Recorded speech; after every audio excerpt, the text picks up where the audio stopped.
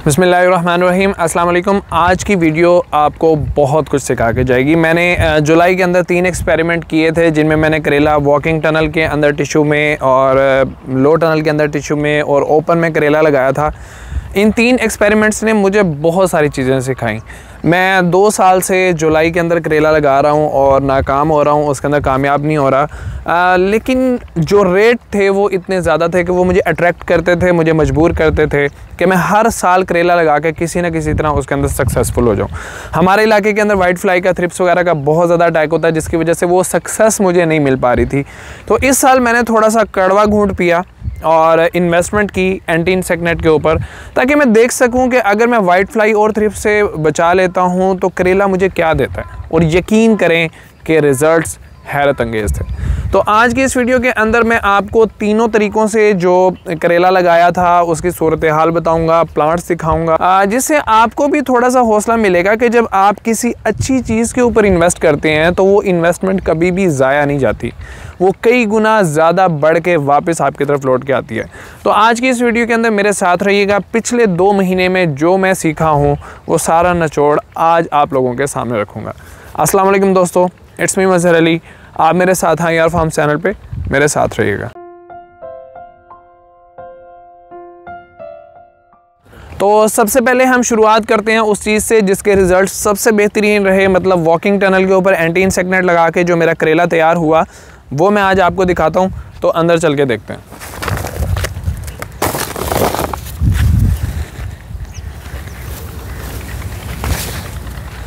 आज सितंबर की 26 तारीख है और मैं ये चीज़ आपको दावे से कह सकता हूँ कि इस टाइम के अंदर इस किस्म की क्रॉप आप जो मर्ज़ी कर लें, दुनिया के अच्छे से अच्छे स्प्रे कर लें, कोई बंदा तैयार नहीं कर सकता जब तक वो एंटी इंसेक्ट नेट फार्मिंग की तरफ नहीं जाता। ये सिर्फ एंटी इंसेक्ट नेट का कमाल है कि इस वक्त सारे के सारे पत्ते इंतहाई फ्रेश हैं। और यकीन करें कि जब एक किसान जिसने 2 महीने मेहनत की है वो टनल के अंदर दाखिल होता है तो उसकी ज़ुबान से अल्हम्दुलिल्लाह निकलता है कि इतनी ज़बरदस्त क्रॉप है कि जिसको देख के दिल खुश होता है।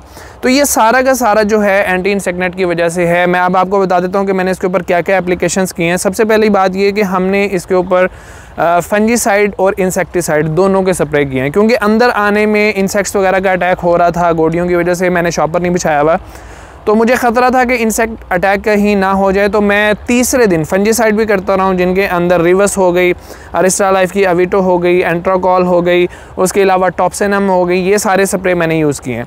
इंसेक्टिसाइड के अंदर मैंने पायरेट यूज़ किया है, इसके ऊपर मैंने लैम्डा भी यूज़ किया है, उसके अलावा मैंने इस पर रेडिएंट भी यूज़ किया है और कुछ दूसरे इंसेक्टिसाइड भी मैंने इसके ऊपर यूज़। उलाला मैंने बहुत कम यूज़ किया क्योंकि वाइट फ्लाई अंदर इतनी नहीं थी। उसके अलावा मैंने इसके ऊपर अमाइनो एसिड और यूरिया, इन दोनों चीज़ों के स्प्रे भी किए हैं। यूरिया मैंने यूज़ किया है 700 ग्राम 100 लीटर पानी के अंदर मिक्स करके, और अमाइनो एसिड मैंने 1 हफ़्ते के अंदर 2 बार इसके ऊपर स्प्रे किए हैं। उसकी रीज़न ये थी कि मैं ये चाह रहा था कि मेरे पास टाइम काफ़ी कम है, क्योंकि दिसंबर के एंड पे जैसे ही कोहरा पड़ना स्टार्ट होगा वैसे ही ये करेला जो सा है वो ख़त्म होना शुरू हो जाएगा। तो टाइम थोड़ा होने की वजह से आपको इसके ऊपर टका के इन्वेस्टमेंट करनी चाहिए। आपको इसको बहुत अच्छे से खिलाना पिलाना चाहिए ताकि प्लांट जो सा है वो जल्दी ग्रो करे, जल्दी फ्रूटिंग की तरफ आ जाए और आप उससे थोड़े टाइम के अंदर ज़्यादा इनकम हासिल कर सकें। खादों के हवाले से अगर बात कर ली जाए तो सबसे पहले मैंने इसके अंदर इस चीज़ का ख्याल रखा कि पानी जल्दी से जल्दी जज़ब हो, तो उसमें मैंने यूरिया की बजाय अमोनियम सल्फेट का इस्तेमाल किया है, जिसके अंदर सल्फ़र मौजूद होता है और सल्फ़र जो सा है वो ज़मीन को पोरस करता है, नरम करता है, जिसकी वजह से पानी आपका बहुत जल्दी जज़ब हो जाता है। क्योंकि एंटी इंसेक्ट नेट के अंदर एक प्रॉब्लम ये होती है कि बाहर जितनी मर्जी तेज़ हवा चल रही है वो अंदर उस तरह से मूव नहीं कर रही होती, जिसकी वजह से पानी जज़ब हो भी जाए तो ज़मीन गीली गीली सी महसूस होती है। तो इसलिए पानी को, ज़मीन को वतर जल्दी में लाने के लिए आपको सल्फ़र का इस्तेमाल जो सा वो ज़्यादा करना पड़ेगा। उसके अलावा मैंने 7-10 kilo urea 50 kilo ammonium sulphate के साथ यूज़ करता था ताकि नाइट्रोजन की मिकदार जो सी है वो पूरी हो जाए। उसके अलावा मैंने इसके अंदर नाइट्रोफास का बहुत अच्छा इस्तेमाल किया है, पोटाश का बहुत अच्छा इस्तेमाल किया है, और कुछ जो हार्मोन्स हैं जिनके अंदर एक नए हार्मोन का मुझे पता चला, सैलिसिलिक एसिड का। सैलिसिलिक एसिड जो सा है वो आपके प्लांट के अंदर पत्ते को फ्रेश करने के अंदर, उसके अंदर जो पानी के मॉलिक्यूल्स हैं उनको आपस के अंदर कंबाइन करने के अंदर बहुत ही अहम किरदार अदा करता है, जिसकी वजह से आपके पत्ते लश ग्रीन नज़र आते हैं, प्लांट बहुत ही फ्रेश नज़र आता है। तो ये आप लोगों ने देख लिया मेरा एंटी इंसेक्ट नेट के अंदर वॉकिंग टनल के अंदर एक्सपेरिमेंट, जिससे मैं 100% मुतमईन हूँ। लेकिन एक बात मैं यहाँ पे करना चाहता हूँ कि अगर आप वॉकिंग टनल की तरफ जा रहे हैं एंटी इंसेक्ट नेट के साथ, तो आपको जून के एंड या कम से कम जुलाई के पहले हफ्ते के अंदर अंदर अपनी क्रॉप लगा देनी चाहिए, क्योंकि बारिशें जब शुरू हो जाती हैं ऐसे में आपका प्लांट अगर छोटा होगा तो वो बहुत ज़्यादा स्ट्रेस के अंदर आ सकता है। तो इसलिए बारिशों के शुरू होने से पहले पहले आपके प्लांट का 2-3 फुट हो जाना बहुत ज़्यादा ज़रूरी है, और उसके लिए आपको जून के एंड में अपनी क्रॉप लगा देनी चाहिए। जितना लेट करके लगाएंगे प्लांट सर्वाइव कर जाएगा, लेकिन आप एंटी इंसेक्ट नेट से वो फ़ायदा नहीं उठा सकेंगे जो आपका हक था। तो इसलिए सही टाइम के ऊपर लगाएं।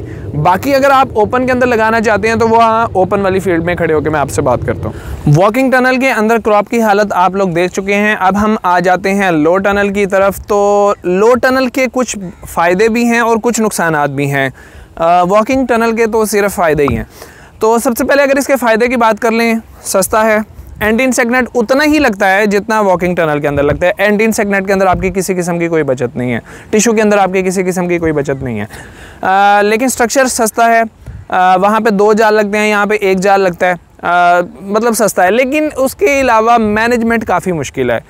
अगर आप इसका कंपैरिजन वॉकिंग टनल और लो टनल का करें तो मैं कहूँगा कि वॉकिंग टनल बेहतर है। लेकिन अगर आप कहें कि बगैर टनल के करेला लगाएं या लो टनल में लगा लें तो मैं कहूँगा फिर लो टनल बेहतर है, क्योंकि रिजल्ट्स इसके अंदर काफ़ी ज़्यादा अच्छे हैं। लेकिन इसके अंदर पौधे को संभालना, उसकी केयर करना, ये दोनों चीज़ें काफ़ी ज़्यादा मुश्किल हो जाती हैं। इसके अंदर हम जो स्प्रेज करते थे वो टिश्यू के ऊपर से ही करते थे, क्योंकि टिश्यू को उतार के स्प्रे करने से मक्खी का अंदर जाने का ख़तरा होता था, जिसकी वजह से स्प्रे प्रॉपर नहीं हो पाती। उसके अलावा क्योंकि अंदर स्पेस कम है, उसी खाली के अंदर पानी लगना है, उसी खाली के अंदर बेलें पड़ी हुई हैं, पानी बेलों के ऊपर से गुजरता है, जिसकी वजह से बेलों के आगे वाले मुँह गल जाते हैं। गोडी करवानी बड़ी मुश्किल है। इंसेक्ट नेट उतारो फिर गोडी करवाओ, ऐसे में इंसेक्ट्स वगैरह का भी अटैक हो जाता है, तो काफ़ी मुश्किल आती है। लेकिन एक बंदा जो वॉकिंग टनल का स्ट्रक्चर पे अफोर्ड नहीं कर सकता, सिर्फ एक रीज़न की वजह से कि आपसे स्ट्रक्चर अफोर्ड नहीं कर रहे आप, तो आप लो टनल की तरफ चले जाएं, वरना मुझे इसके अंदर कोई इतना ख़ास मज़ा नहीं आया। क्रॉप काफ़ी बेहतर है ओपन की निस्बत। कंपैरिजन आप लोग देख रहे हैं कि इसके पत्ते फ्रेश हैं, इसकी फ्रूटिंग स्टार्ट हो चुकी है, इसकी बेलें काफ़ी हेल्दी हैं। लेकिन मैं वॉकिंग टनल को ही प्रेफर करूँगा। तो इसके अंदर भी मुझे काफ़ी अच्छी इनकम मिलने की तवक्को है, क्योंकि इस वक्त यकीन करें रेट्स मार्केट के अंदर बहुत अच्छे हैं। आप किसी भी इलाके में सितंबर के एंड पे करेले के रेट्स का पता करवा लें, आपको कहीं पे भी 100 रुपये किलो से कम नहीं मिलेगा। तो अच्छे रेट्स के अंदर अच्छी फसल अगर मिल जाए तो इससे बड़ी बात क्या होगी। यहाँ पे मैंने आपको बताया था कि बीज जो है वो मैंने 4 किस्म के इस्तेमाल किए थे पाकिस्तान के टॉप के सीड्स थे, जिनमें एक बीज जो सा था उसकी जो ग्रोथ है, उसकी जो फ्रूटिंग है वो आउटस्टैंडिंग है। लेकिन मसला ये है कि मैं वीडियो के अंदर उस बीज का नाम नहीं ले सकता। बीज का नाम ले दिया तो वो बीज ज़रा जो सा है वो महंगा हो जाता है। तो आप लोग अगर नीचे दिए गए व्हाट्सएप नंबर्स के ऊपर कांटेक्ट करेंगे कि कौन सा बीज अच्छा है, तो मैं इंशाल्लाह वहाँ पे आपको सारी डिटेल्स बता दूंगा। आप वो बीज या उसके अलावा जो बीज आपको पसंद है वो भी आप हम लोगों से ऑर्डर करके मंगवा सकते हैं।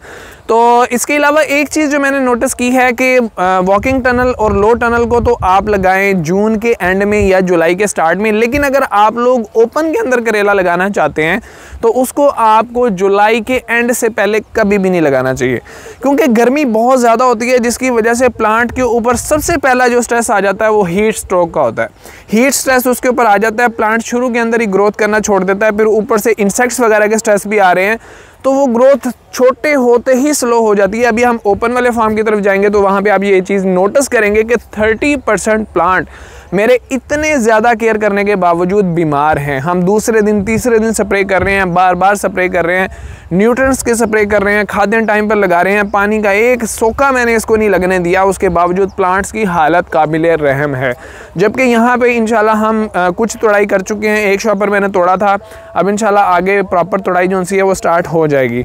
तो अब हम ओपन फील्ड की तरफ चलते हैं ताकि आप लोग उसको भी देख लें और फैसला करेंगे अगले साल आपको इंसेक्ट नेट के ऊपर इन्वेस्ट करना चाहिए कि नहीं। अब हम जहाँ पे खड़े हुए हैं यहाँ पे मैंने बगैर किसी इंसेक्ट नेट के, बगैर किसी टनल के ओपन के अंदर करेला लगाया। इनका लगाने का टाइम बिल्कुल सेम था जैसा कि टनल के अंदर था, लेकिन यहाँ पे बेलों की आप बढ़ोतरी देखें कितनी शदीद किस्म की मुतासिर है।